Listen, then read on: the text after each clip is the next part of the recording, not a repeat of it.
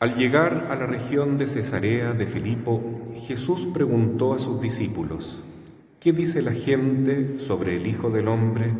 ¿Quién dicen que es? Ellos le respondieron: unos dicen que es Juan el Bautista, otros Elías y otros Jeremías o alguno de los profetas. ¿Y ustedes?, les preguntó, ¿quién dicen que soy? Tomando la palabra, Simón Pedro respondió: Tú eres el Mesías, el Hijo de Dios vivo.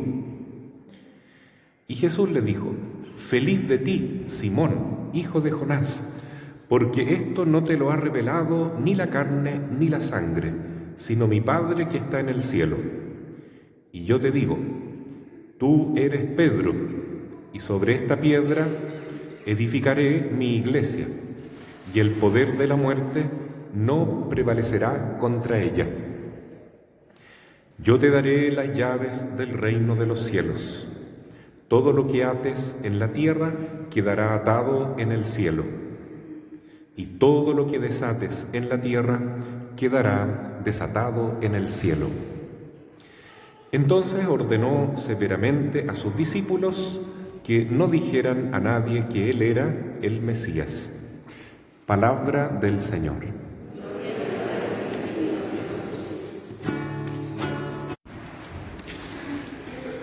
Queridos hermanos, para reflexionar en el Evangelio de hoy, tomado de Mateo capítulo 16, la Iglesia nos regala en la segunda lectura este mensaje de San Pablo a los romanos que nos hace reflexionar sobre la sabiduría de Dios, la ciencia de Dios, que incomprensible es el pensamiento del Señor.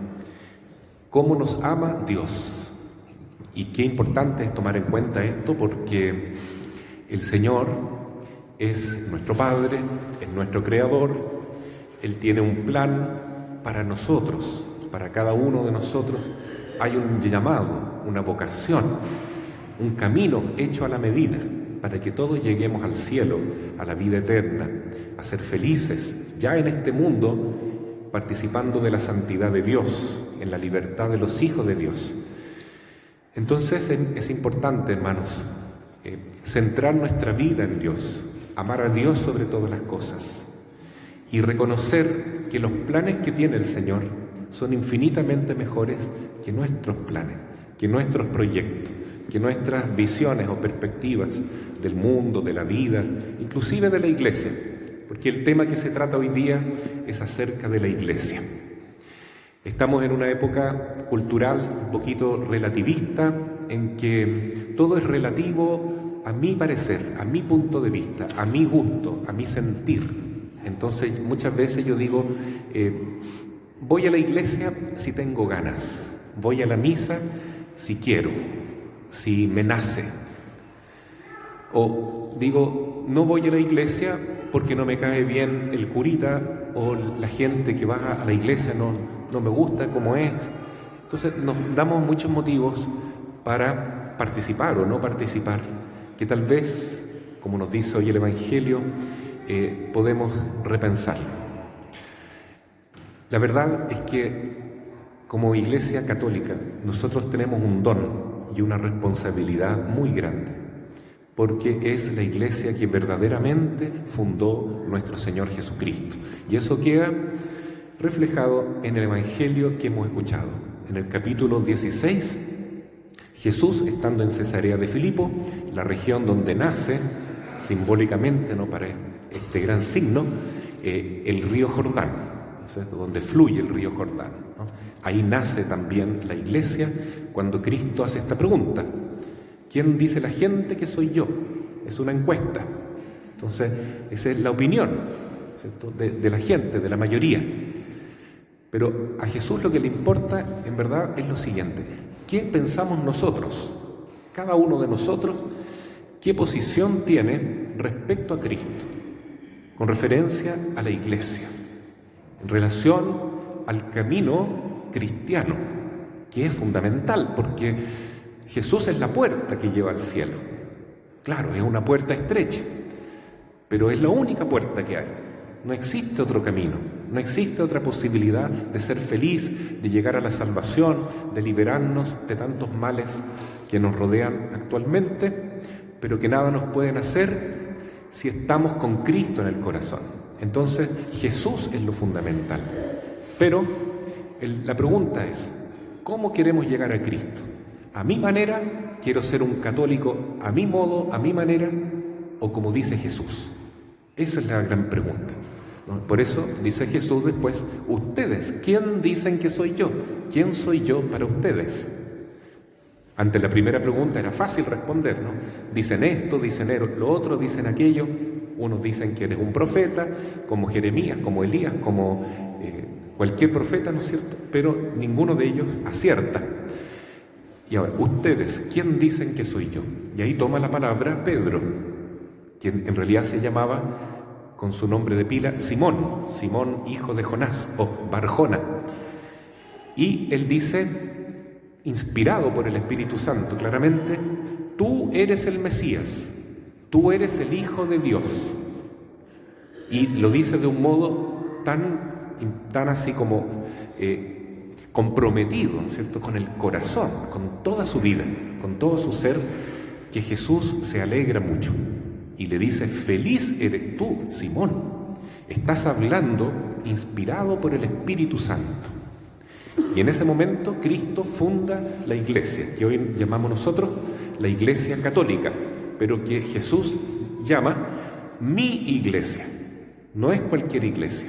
Una de las características de la iglesia de Cristo es que tiene una composición jerárquica que le da un principio de unidad.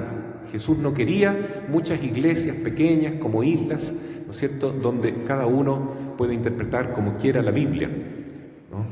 Aunque claramente también Dios tiene un camino para todos nuestros hermanos bautizados que no están unidos a la Iglesia Católica. Pero la voluntad de Jesús era fundar una iglesia con este principio de unidad, que es lo que a quien hoy llamamos el Papa. El Papa es quien nos une.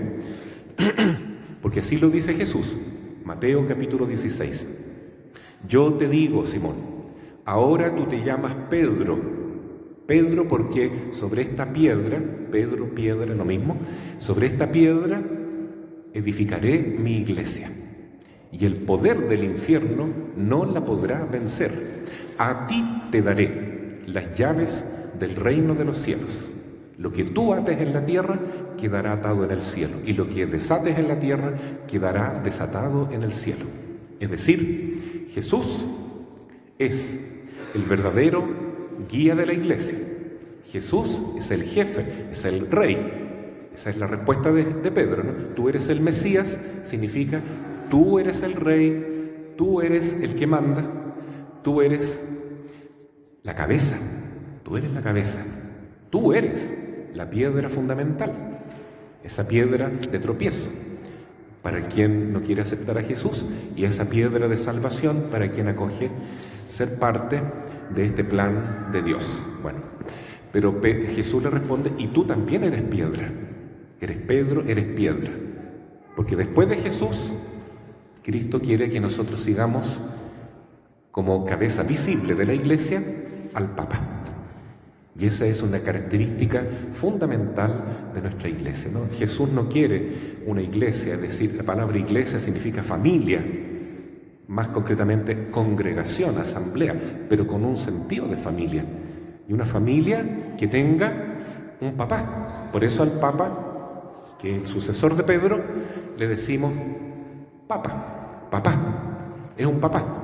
Así como Jesús quiere que idealmente todas las familias humanas tengan un papá. Y el papá sea realmente un principio de unidad, de firmeza, de contención, de seguridad, de proveer, ¿cierto? Y de amor profundo. La figura del Padre hoy está muy menoscabada y por eso aprovechamos de consagrarnos una vez más a San José, porque Jesús en la Sagrada Familia también quería un papá, que fue San José. Si bien no es su padre biológico, porque Jesús fue concebido por obra y gracia del Espíritu Santo y es hijo directo de Dios, bueno, pero es un padre del corazón, Jesús se formó con San José. Y San José, después de la Virgen María, es el patrono principal de la Iglesia. Es el papá de todos nosotros, así como lo fue de Jesús. Porque, insisto, como dice la palabra a los romanos, qué profunda es la sabiduría de Dios, qué grande, qué incomprensible es su camino. Si Dios quiere, entonces, que se vuelva a valorar, a realzar la figura del papá, es importante eso, en cada familia, en cada institución, que haya más respeto a la autoridad. Como ha dicho el Papa Francisco repetidas veces, no critiquemos tanto, no seamos tan ácidos, tan amargos para criticar nuestras autoridades. Hoy fácilmente nos reímos del presidente, nos burlamos del alcalde, hacemos burla de cualquier autoridad, y eso no nos hace bien, porque necesitamos respetar la cabeza por el bien de la comunidad, por el bien de la familia, porque en cada autoridad está presente de mejor o peor medida, pero de algún modo está presente Dios. Toda autoridad viene de Dios. Entonces, por eso el cuarto mandamiento dice: honra a tu padre y a tu madre. Y eso se extiende al respeto a la autoridad. Entonces, a nuestros alumnos, ¿no es cierto?, tenemos que hacerle respetar la autoridad, al profesor. Hoy en día se respeta muy poco al profesor. Y a veces el profesor, lo digo por experiencia propia, tratamos de corregir a los alumnos y después llegan los apoderados a conversar: ¿por qué es tan injusto con mi hijo? Pues si estamos tratando de ayudar a su hijo, a su hija, a ser mejor persona, no solo para que aprenda contenido, sino que aprenda a ser una buena persona. Tenemos que trabajar en equipo. No, usted es injusto con mi hijo. Entonces, ¿qué pasa? Por algo no hay respeto a la autoridad. Nos hemos olvidado, tal vez, de que somos hermanos, sí, pero somos hermanos, ¿por qué? Porque tenemos un Padre común, que es el Padre Dios. Y el Señor quiere que en la Iglesia haya un principio paternal, el Papa. Nos puede gustar alguna cosa que dice, o gustar menos, pero es el Papa, es el sucesor de Pedro.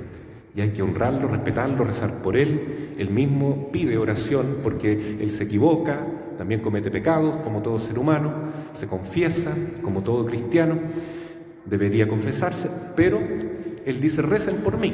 Entonces recemos por él, no critiquemos al Papa, querámoslo, cuidemos la figura del Papa, porque ahí está Jesús guiando a la Iglesia.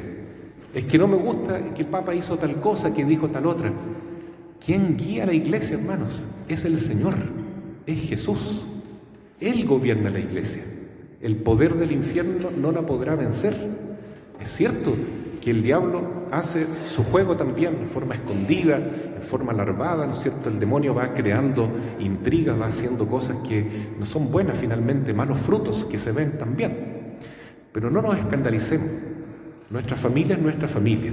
Cada uno sabe los puntos buenos y los puntos feos que hay en la familia. Y ojalá, como se dice muy bien, de forma popular, ¿no es cierto?, los trapitos sucios se lavan en casa. No andemos criticando tanto, no andemos levantando polvo de todo lo malo que vemos. Y fijémonos también en lo bueno. Y por último, confiemos en el Señor. Él guía a la Iglesia. Los niños, los hijos, confíen en sus papás. Él está guiando, el Señor, a sus papás. Confiemos en los profesores, en los directores, en todas las autoridades. Recemos por ellos. ¿Están tratando de hacerlo bien? Bueno, recemos, oremos por ellos. Pero no seamos tan criticones y tan autónomos, ¿no es cierto?, como para pensar: yo lo haría mejor. Otra cosa es con guitarra, como se dice, ¿no? Cuando a uno le toca dirigir algo, una institución, aunque sea un curso, una junta de vecinos, una familia, ahí se ve cuán difícil es y cuánto necesitamos de la ayuda de Dios. Por eso Jesús le dice a Pedro: mira, tú hablaste bien, Pedro, dijiste: tú eres el Mesías, el Hijo de Dios vivo. Esa es una fe profunda, una fe verdadera. Por eso yo construyo sobre ti la Iglesia, porque tú estás con el Espíritu de Dios. ¿Por qué Pedro es la piedra fundamental de la Iglesia? Porque está unido a Cristo. ¿Por qué un papá o una mamá puede ser una buena autoridad? Un profesor, un director, un presidente o quien sea. que tenga un cargo, porque está unido a Dios y actúa con el amor y la sabiduría del Padre Dios. Entonces, en la medida que Pedro está unido a Jesús, que el Papa realmente está unido a la enseñanza de la Iglesia, al magisterio de la Iglesia, al Espíritu de Dios, a Cristo mismo, es piedra fundamental y hay que seguirlo. Es cierto que a veces el Papa se puede equivocar. Este mismo texto, capítulo 16 de Mateo, señala en el versículo siguiente, que hoy no leímos, que Pedro cometió un error inmenso, justo después de haber sido proclamado el primer Papa, el primer jefe de la Iglesia, ¿cierto? La piedra sobre la cual Cristo va a construir la Iglesia, ¿no? Aunque la piedra es Cristo, pero Pedro en cuanto está unido a Cristo también. Entonces Pedro le dice a Jesús: Señor, tú no puedes morir en la cruz. Nosotros no vamos a permitir que nadie te haga daño. No andes pensando que vas a morir en la cruz, porque Jesús había anunciado proféticamente que tenía que morir en la cruz y resucitar al tercer día. Y ahí el Señor se enoja con Pedro, queda muy indignado y le dice: ahora apártate, Satanás. Qué fuerte, ¿no es cierto? Llamar a Pedro Satanás. Estás pensando como el mundo, no como Dios. Bueno, entonces eso puede pasar también. Hay que distinguir. A veces mi papá puede equivocarse. ¿Voy a dejar de quererlo? No, es mi papá. Puede ser que mi profesor no me guste, se equivocó, ¿ya? Voy al tiro, entonces, a acusarlo, al apoderado, al director. Bueno, ojalá que no fuera así. Primero conversar, como decía un domingo pasado, personalmente, con respeto. Mire, aunque sea una autoridad, mire profesor, mire sacerdote, mire alcalde, mire presidente, mire jefe de la ONU, quien sea, da lo mismo. No estoy de acuerdo con lo que usted plantea, con respeto. Y si no estoy de acuerdo, no pueden violentar mi conciencia tampoco, ¿ya? Y si no me hace caso, bueno, ahí tengo que hablarlo con la comunidad también. Pero el respeto es importante, es importante. Y entonces saber distinguir bien, orar mucho, tener nosotros también este don de la sabiduría para darnos cuenta. En este momento, esta autoridad está hablando en nombre de Dios. Por eso lo sigo. En este otro momento está hablando a nombre propio, una opinión propia, está pensando como el mundo. Es su opinión, no tengo por qué seguirlo.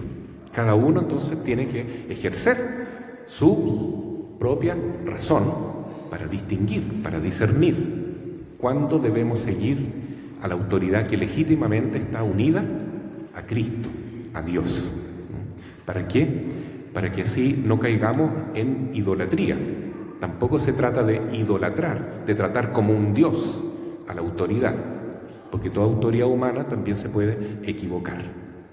Pero en la medida en que nuestras autoridades están unidas a Dios y actúan convenientemente, en forma razonable, entonces tenemos la obligación de seguirlos, una obligación moral, porque ahí está actuando el Señor. A través de cada autoridad nos habla Dios, incluso a través de nuestra conciencia. Es importante entonces recuperar el sentido del deber, el deber ser. Nuestra conciencia es una voz de Dios también, que nos dice: haz el bien, evita el mal. No actúes solo por tu sentimiento, por la emoción del momento. Actúa de acuerdo a tu razón. Y en esa razón, en esa ley eterna inscrita en nuestra alma, nos habla Dios, con su profunda sabiduría, con su inmenso amor a nosotros. Y si aprendemos a dejarnos conducir por esta voz de Dios, seremos buenas ovejas, buenos corderos del rebaño de Cristo y caminaremos por buenos pasos hacia la alegría de la santidad y hacia la vida eterna. Así sea. Amén.